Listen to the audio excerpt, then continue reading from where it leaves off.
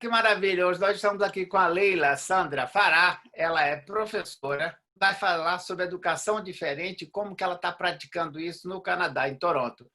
Bom dia, boa tarde, boa noite, Leila. Muitíssimo bem-vinda, querida, à nossa entrevista. Eu queria que você se apresentasse para o nosso público aqui do Brasil. Bom dia, é um prazer estar aqui com você para falar de um assunto que é a minha experiência de vida, educação diferente. Que legal. Né? Eu tenho formação em música e fonoaudiologia e algumas especializações sempre ligadas à parte educacional, né? Então, em psicopedagogia, em linguagem,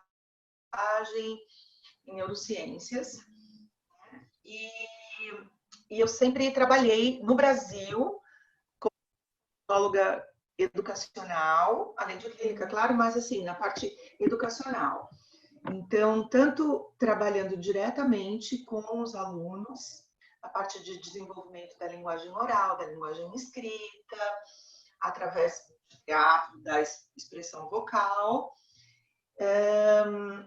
Dei aula de música para crianças especiais também, então sempre trabalhando esse lado da linguagem, estimulando a linguagem, a comunicação, digamos assim, através da música, através dos sons, através de você, da consciência fonológica, que a gente sabe que é super, super importante, através do diálogo, através do teatro. Então, sempre através de estratégias, né, que não são aquelas estratégias tradicionais de ensino, né? Então, eu era assim a fonoaudióloga, muitas vezes em algumas escolas eu era a pro, outras eu era a tia da boquinha, então, mas sempre trabalhando com a língua portuguesa de maneira que as crianças, os adolescentes desenvolvessem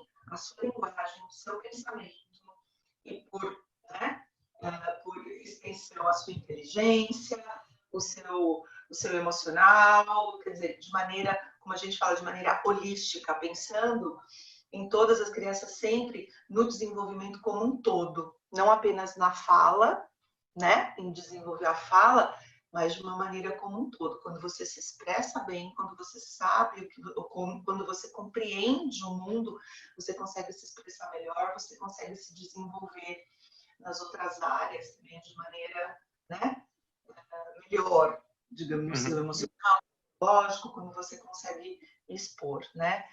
Então, a minha área sempre foi a área educacional, né? Usando a língua portuguesa, mas sempre trabalhando, que era o nosso mote, assim, o indivíduo como um todo, sempre olhando e sempre trabalhando o indivíduo como um todo. Que maravilha! E como é que você foi chegar aí? Chegou em Toronto, no Canadá, e como é que você está desenvolvendo a língua portuguesa aí?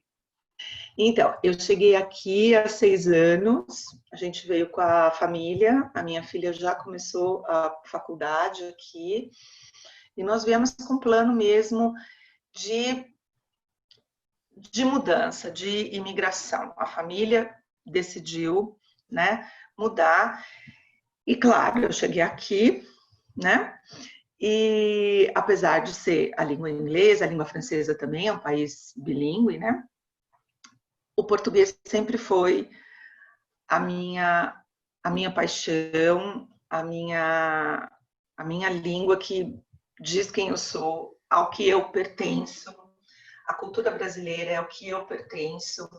Então, eu trabalho em escola aqui, né, na língua inglesa, fazendo uma parte de suporte e também com uma educação especial.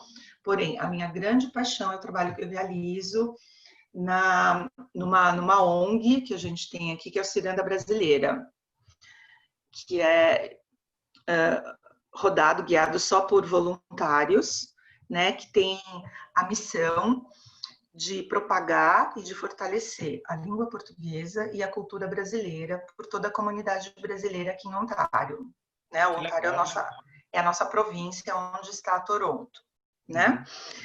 Então, a gente faz o ensino da língua portuguesa, né? A gente tem um projeto, por exemplo, tem vários projetos. Um dos projetos que é o que iniciou, né? E é o nosso projeto mais forte, é com as crianças de 3 a 10 anos, em que a gente ensina, digamos assim, né? A gente gosta de falar, eu ensino, mas ensina de forma totalmente não tradicional, né? A gente ensina a língua portuguesa. Então, a gente tem muitas crianças aqui, acho que a nossa maioria são crianças que nasceram aqui, os pequenininhos principalmente. São crianças que nasceram aqui.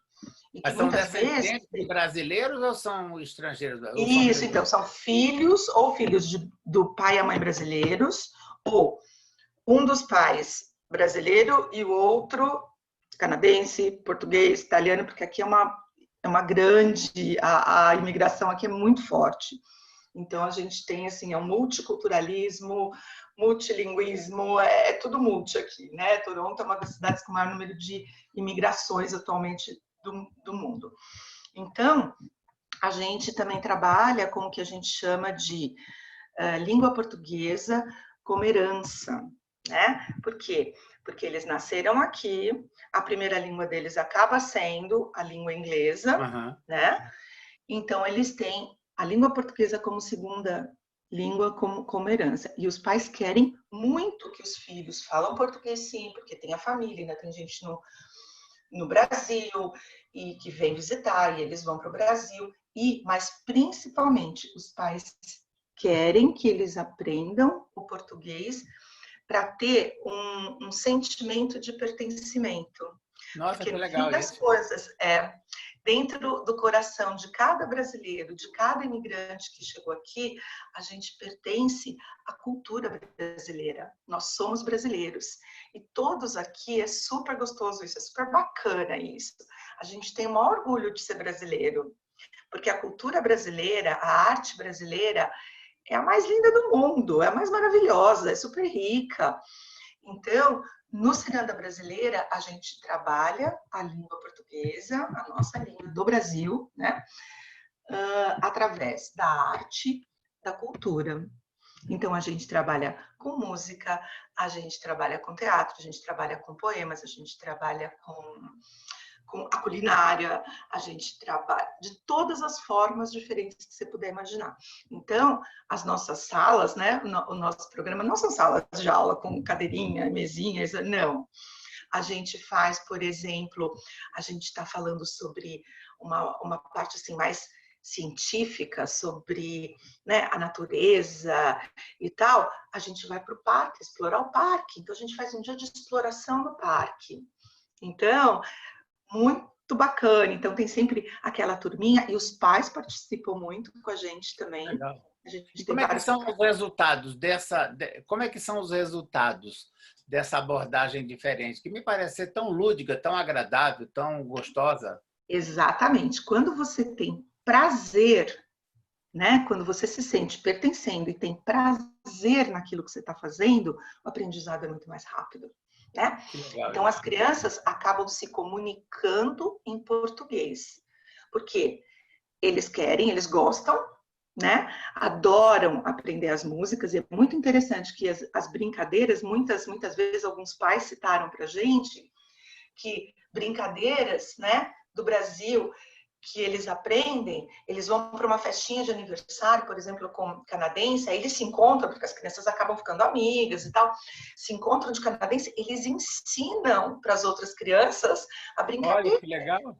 E as crianças canadenses adoram também, querem tentar falar a música, as palavras e tal. Então, eles se sentem, né, com esse prazer de se comunicar na nossa língua. Então, eles sentem, né, que é a necessidade, porque não é, a gente pode dizer necessidade, mas assim, a funcionalidade, porque eles conseguem se comunicar bem com as suas famílias, com seus tios, com seus amiguinhos brasileiros. Portanto, a comunicação é a base da formação e da manutenção de laços afetivos. Então, isso é uma coisa que a gente tem muito como base também no nosso aprendizado, a gente sabe que é super importante, né? Como é que se dá o processo em si? As crianças entram, então vocês têm uma aula só de musicoterapia, depois uma aula de texto, uma aula de teatrinho, depois eles participam e eles começam a interagir ou eles se ficam mais como receptivos? Eles mais recebem ou eles põem a mão na massa? Como é que isso se dá? É tudo interativo.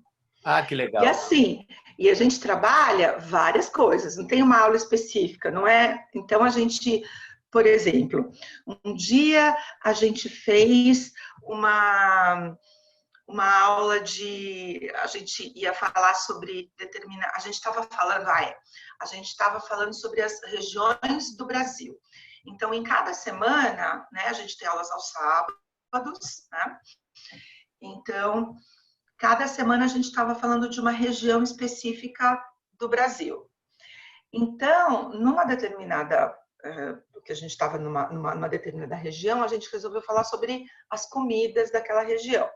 Ok, então o que a gente fez? A gente brincou de MasterChef. Então, aí a gente se vestiu de chefe de cozinha, eu era a apresentadora do programa, aí cada voluntária tinha, né, o seu ensinar, né, era uma chefe diferente, então as crianças eram o nosso público. Então, aí a gente conversava com a criança, eu entrevistava a criança, elas iam ensinando as crianças a fazerem a comida, só que detalhe, Uau, que legal. as crianças faziam junto, não tem essa de criança ficar olhando só. As crianças estavam fazendo junto. Então, estavam fazendo, por exemplo, massinha de pão de queijo, ela levou a massa, levou as coisas, elas que amassavam. Então, a gente estava numa aula de culinária mesmo, aproveitando o vocabulário da culinária. Então, o que é que você pôs aí? O queijo. Claro que você põe 2 não sei o quê. Então, é a matemática, as ciências. Do que Que a gente legal, sabe? isso tudo integrado, né? Super integrado. Então, a gente vai falando, vai dando vocabulário, vai perguntando, vai estimulando a língua, então é tudo junto, não é aula separada, né? E no começo, claro, para a gente apresentar com uma música, as crianças cantam, a gente inventa coisa, muda a música e tal. Aí faz, por exemplo, apresentação de teatro, né? Que isso é tipo uma dramatização. Então, a gente utiliza muito a técnica de dramatização, sempre com a participação das crianças, né? Então, por exemplo, nesse caso, a gente estava... Numa outra vez, a gente fez, por exemplo, a gente estava falando das influências das outras línguas na nossa língua. Então, naquele dia, a gente estava falando sobre a influência do francês na nossa língua portuguesa do Brasil. Então, a gente fala, olha, a gente usa palavras que são palavras francesas, né? Aí a gente fez a dramatização de um restaurante. Então, a gente também, todo mundo põe a roupa, então a gente vive, né, fazendo, né? Um era garçom, o outro estava servindo, e daí chega, ele fala, e aí as crianças, por exemplo, tinham que escolher. A gente levou croissant, a gente levou petit four, esqueci mais outras coisas. Bom, enfim, a gente levou várias coisinhas que tem nome francês, mas que a gente usa no Brasil. E aí a criança tinha que falar, tinha que pedir. Como é que pede? Por favor, eu gostaria de comer um croissant. Ou então, você vai pedir uma, você vai pedir 2, você vai pedir 3. Não, tem que contar. Vamos ver quantos você vai pedir. Então, a gente está ensinando, a gente dá o modelo, mas sempre de maneira, assim, lúdica, né? Não é que assim, olha, repete a palavra croissant 15 vezes. Não. Vai falando, vamos lá. Quantos croissants você quer? Eu quero. E aí a criança tem que falar a frase inteira. Por exemplo, se a criança não fala a frase inteira, a gente dá o modelo. E de maneira bem lúdica, para repetir e tal. Então, elas vão aprendendo de maneira na situação, vivenciando a língua. Isso é muito legal. Então, como fonoaudióloga, eu estudei, né? E sei, e tenho toda a experiência 30 anos no Brasil trabalhando com linguagem, que a gente aprende vivenciando, né? Então, a vivência com a língua faz com que a criança goste, com que a criança fale, com que a criança se comunique de maneira prazerosa, né? Então, esse é o nosso ensino do Ciranda Brasileira aqui em Toronto. E todo mundo que quiser conhecer um pouquinho mais, posso fazer propaganda do nosso Facebook? Claro, com certeza.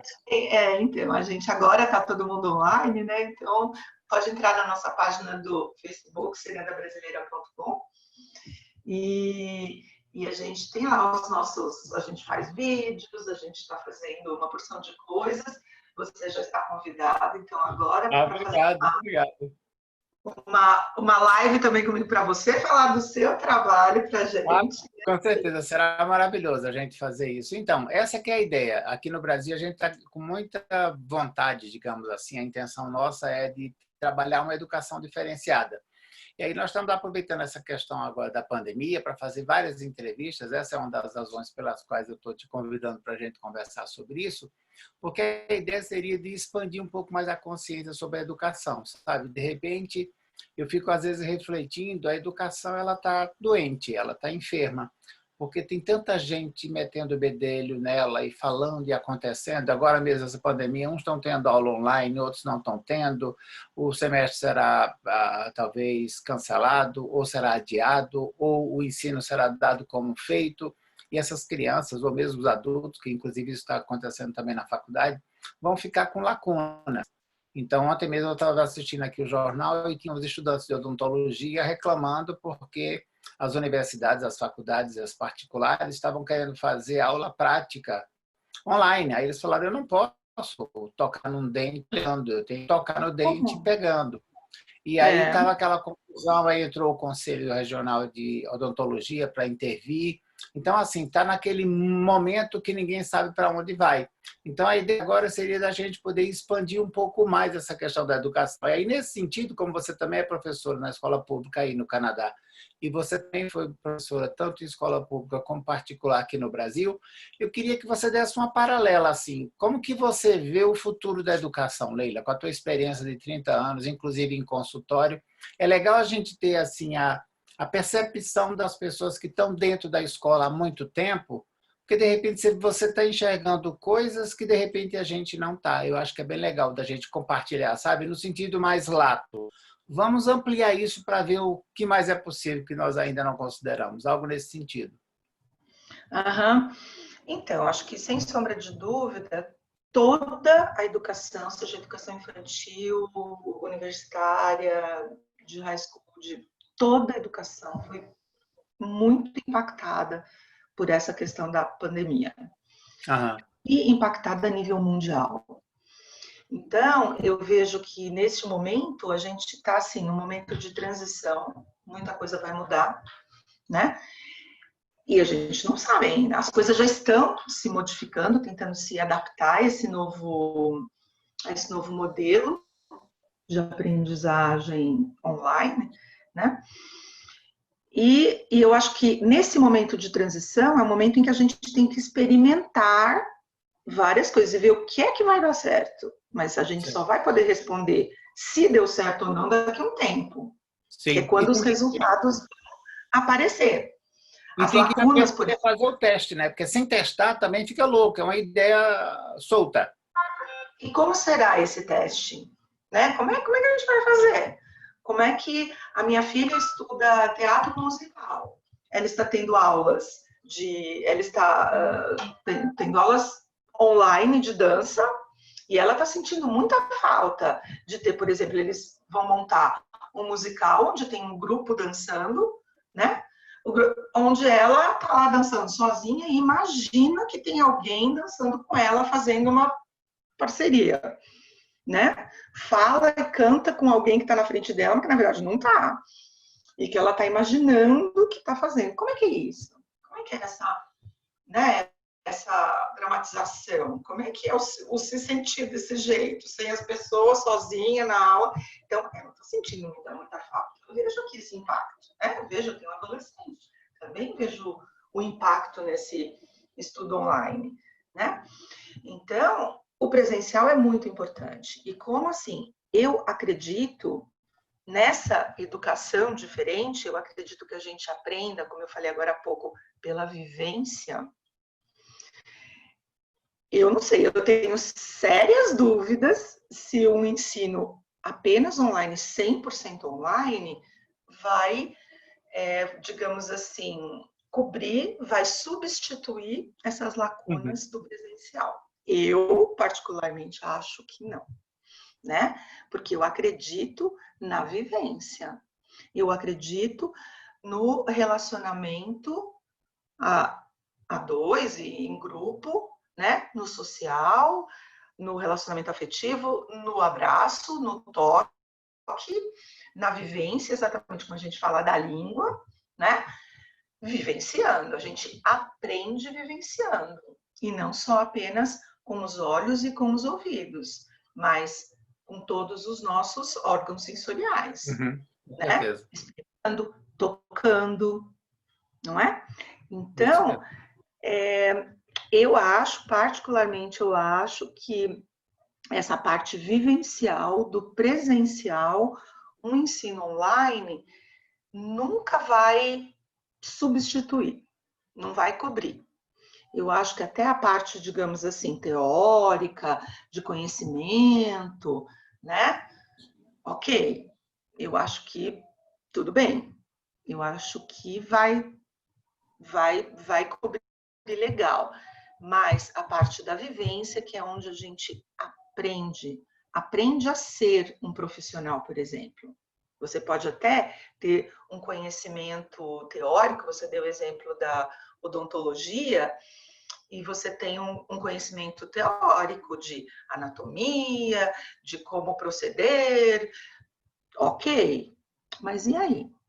Você tem que pegar no dente, você tem que ir lá e fazer online. Como é que vai ser? Né? Exatamente. E como é que você vai aprender a ser um profissional, por exemplo, nas suas relações, na sua comunicação com o seu paciente, por exemplo? Né? Então, eu sempre trabalhei com a comunicação, com a interação. Então, sempre foi tão importante a minha comunicação, por exemplo, com os pais, né? Orientando os pais do que fazer em casa, de como você se relaciona com as pessoas, como você se conduz como profissional. Online, eu não sei, eu acho que não vai acontecer. Então, aqui no Canadá, é um país onde é muito, assim, tem muitas regras, né? As regras são todas sempre muito cumpridas, é um país bastante, assim, né? Organizado em termos de seguir regras, de seguir leis. As pessoas são muito conscientes, né? Eu acho que essa é a grande diferença entre Brasil e Canadá, é que as pessoas são conscientes que tem que seguir. Então, se fala, olha, você tem que ficar em casa, você não pode sair, então o ministro vai lá e fala, você não pode sair porque isso é importante para a sua saúde, as pessoas lá, sim, claro. A grande maioria, claro, sempre tem um outro, né, que fala, mas a grande maioria fala, não, eles estão falando isso porque é importante para a gente tem que acabar com esse vírus, então não vamos ficar. Então, você vê as pessoas levando muito a sério, né? E você vê a fiscalização, e você vê... Então, isso, de uma certa forma, é muito bom. E, ao mesmo tempo, os boards de educação, né, estão muito preocupados com como é que vai ser a volta. E como é que as pessoas vão se relacionar, como é que as pessoas... Então, aqui existe uma seriedade muito grande com relação à educação. A educação é tida como algo muito importante, fundamental para o desenvolvimento do ser humano. Isso é básico, né? Uma grande diferença entre, né, não os brasileiros, mas né, porque, né, os brasileiros em geral, a gente vê que entendem muito como a educação é muito importante. A gente fala dos governantes, infelizmente, né, que não tratam a educação com tanta importância que ela deve ter, né, no Brasil. E aqui a gente vê que não, que assim, os governantes, sim, consideram a educação, a criança, o desenvolvimento emocional. Então, aqui a escola pública é muito forte, então existe uma preocupação durante esse tempo todo, a preocupação com o well-being, né, que é o bem-estar e o mental health, né, a parte mental, emocional, Saúde mental. Uhum. a saúde mental, isso, é muito importante. Então, durante esses meses todos, a gente teve recebendo, então, tanto como profissional de escola pública, como mãe, né, de adolescente em escola pública, a Uhum. gente tem recebido uma chuva de e-mails e publicações e aprendizado, ferramentas online, e é curso, é workshop, é lives, entrevistas, de todos os jeitos, a gente recebe diariamente orientações de como a gente lidar com as pessoas, de como a gente cuidar do bem-estar, da saúde mental. Então, aqui, agora, tem se falado muito, inclusive com as crianças, sobre meditação, yoga, né? Algumas aulas fitness que são super importantes, pilates. Olha que Então, legal. e diariamente a gente recebe, e no caso aqui, eu sou de Toronto, então é o Toronto District School Board, então é o board de Toronto, né? E cada cidade tem o seu board educacional, né? E eles têm mandado diariamente. Eu tenho participado de aulas de pilates, de yoga, de meditação, e eles estão proporcionando essas aulas para a gente, tanto para os profissionais, como para os pais e para os alunos. Então, eles estão proporcionando essa outra parte, tentando exatamente, digamos assim, substituir essa parte que as pessoas não estão tendo do presencial. Porque tem muita gente, sabe, tem se discutido muito a questão da depressão, da solidão, né?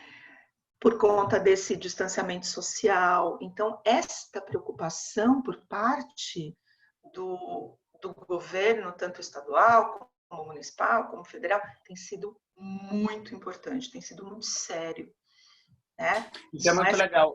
é É. a grande diferença. Ontem mesmo eu li, acho que hoje cedo, eu li um comentário de uma mãe que também é professora aqui no Brasil, que está sendo discutido aqui se cancela o semestre, se não cancela o semestre, se cancela o ano.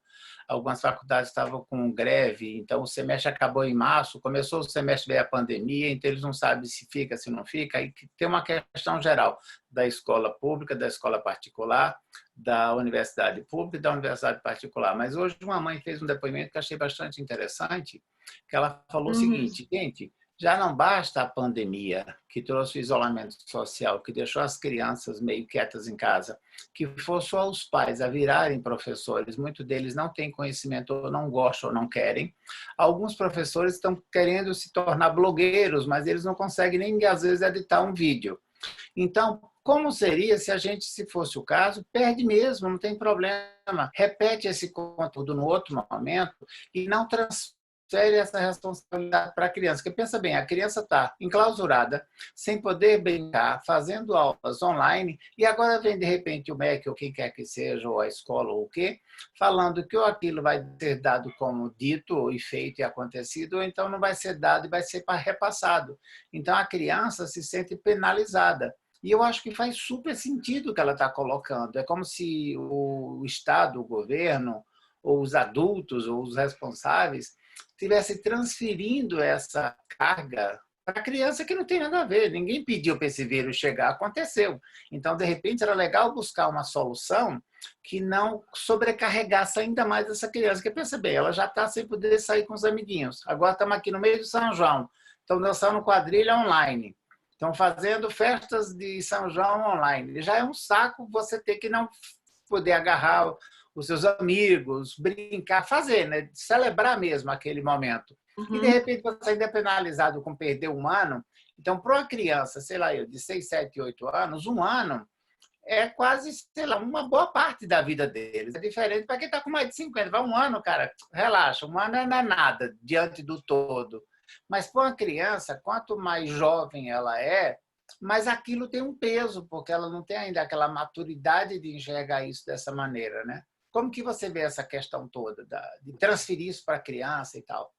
Então, eu acho que muito vai da nossa maneira de encarar, né? Eu também encarava dessa forma. Acho que se eu estivesse no Brasil, eu ia ficar muito preocupada. Poxa, meu filho tem 15 anos, ele vai perder um ano, ele vai acabar o colegial, meu Deus do céu, né? O ensino médio agora, né? É, ai, com mais de 18 anos, ele vai entrar na faculdade.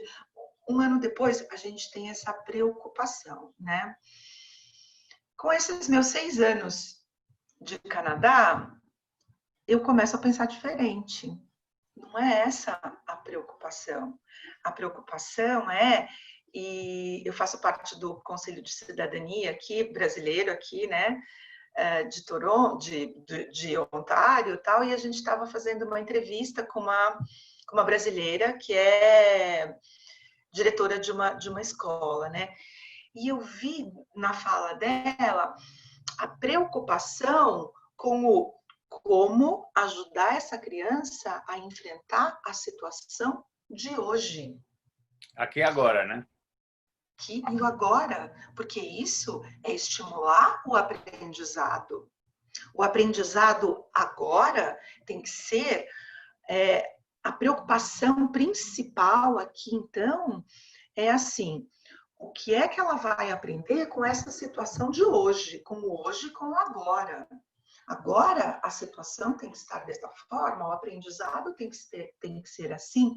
Então, aqui as pessoas estão mais preocupadas, tanto acho que famílias e educadores, estão preocupados com a saúde mental.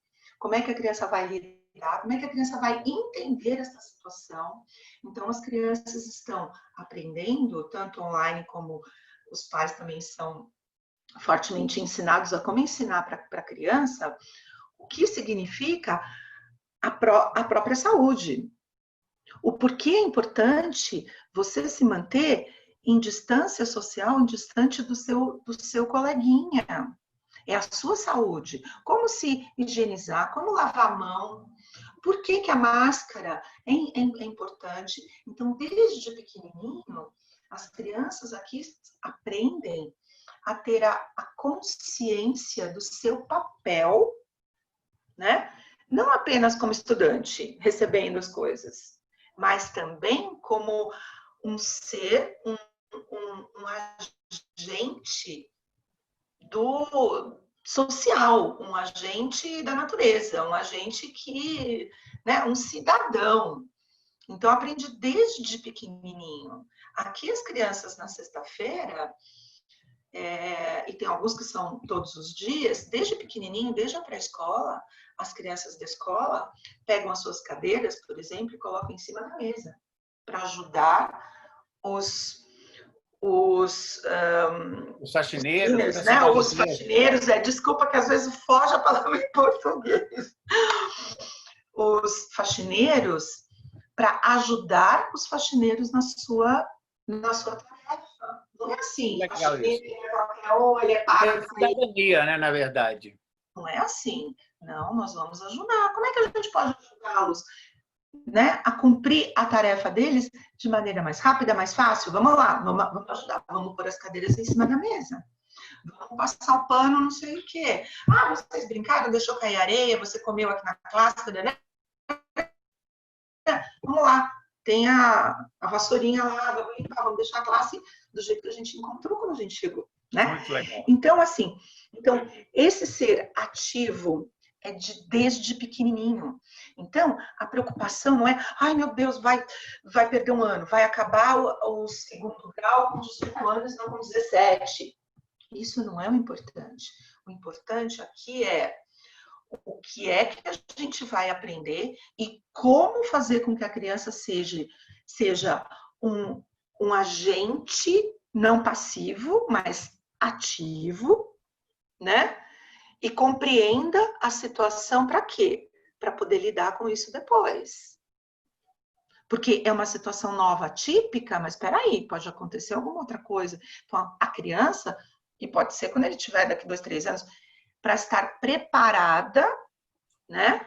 Para poder agir sobre, para poder resolver os seus problemas. Isso é aprendizado, não é? Nossa, muito, então, muito o legal. aprendizado atualmente é algo muito mais importante, o aprendizado de vida, de como você se adaptar a um novo modelo de vida, a um novo modelo social, a um novo modelo de ensino, né? É muito mais importante como você vai se adaptar a isso, como você vai aprender com isso, que lições você vai tirar disso, né? E como você vai atuar no depois. Isso é muito mais importante do que a matemática, do que se ele vai aprender as ligações químicas, né? E a trigonometria, se vai aprender esse ano ou ano que vem. Isso é básico. Isso assim, isso eles deixaram bem claro. Claro que o conhecimento que eles tinham que aprender, aquele conhecimento formal, teorias e tal, que vai ter que aprender, que teria que estar aprendendo agora, de alguma forma isso vai ser retomado, isso vai ser reaprendido, ou coisas que ficaram para trás vão ser retomadas. De alguma forma vai. Não vai ser. Isso é muito claro. Não vai ficar para trás. Não vai ser dado como, lição dada. Não, amigo, que não. Como assim, lição dada? Né? Não, que eles têm que aprender. Em algum momento vai ser ano que vem, vai ser outro. Pode ser que agora, ao invés de ter um ensino elementar com 8 anos, vai ter com 9. Ao invés de ter o raiz com 4 anos, vai ser com 5, para poder retomar tudo isso. Não tem problema nenhum. Mas o importante é o que eles estão aprendendo agora, que é como você se adaptar, como você viver a sua vida e como você vai aprender a fazer coisas agora para resolver os seus problemas agora. E a gente sabe que a inteligência, o desenvolvimento da inteligência é você, se a gente pensar, né, que a inteligência é a capacidade de você resolver os seus problemas, né, sejam eles quais forem, seja um problema de matemática, um problema da vida. Sim. Então, a gente está desenvolvendo inteligência nessas crianças. São formas de aprendizado diferentes. Que maravilha. A gente está realizando hoje um ensino diferente aqui, uma educação diferente aqui, né? Que legal, que maravilha. E para a gente encerrar essa entrevista maravilhosa, eu quero te agradecer pela sua presença. Eu queria que você se despedisse deixando uma palavra para nós brasileiros, nesse momento de pandemia na educação. O que é que você falaria para a gente? Eu acho que, assim, em primeiro lugar, que eu acredito é a gente ter esperança e fé. Que tudo que está acontecendo, a gente levar como aprendizado, né? Como ensino. Tudo isso é para a gente aprender a como viver diferente, a como aprender diferente. Então, se a gente pensar que tudo isso não veio para, digamos assim, é castigo, é alguma coisa assim, alguma coisa ruim, a gente tem que olhar de maneira positiva. Eu acredito que um copo pela metade, ele está meio cheio e não meio vazio. Então, se a gente pensar desta forma, a gente vai pensar que tudo é um aprendizado de vida, e que isso vai ser melhor para a gente poder lidar com a situação depois. E que tudo seja, e que a gente encare a educação como algo muito sério. E a educação não é só aprender a matemática, o português, as ciências, não. A educação é a educação da vida, é a educação do que a gente faz com o nosso conhecimento para a gente viver melhor, para a gente se relacionar melhor, para a gente cuidar melhor do nosso mundo, do nosso planeta. É para isso que a gente aprende, né? Querida, que maravilha, que lindo. Um beijo no seu coração e gratidão. Muito obrigada, muito obrigada. E quero fazer esse retorno, já vem o convite aqui, para você falar do seu trabalho maravilhoso para cá, para a gente aqui. Excelente, Tá será um bom? prazer enorme. Muito obrigada pela oportunidade, foi muito bom. Obrigado, Tchau, querido. gente. Bom final de semana. Para você também.